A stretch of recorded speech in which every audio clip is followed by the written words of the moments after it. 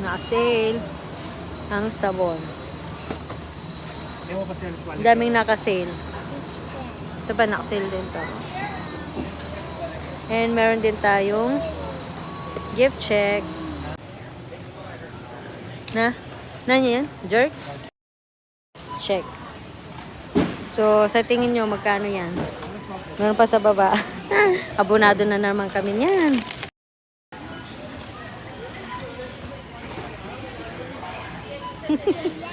Video. Ninambudol pa more si Ate Belle. Sarado na ate. Nag-close na lang, may dalawang na. Na may mayag kuryente. Tayo ng gift check natin. Sayang din yan. 100 plus. Magkano ta? Ayan.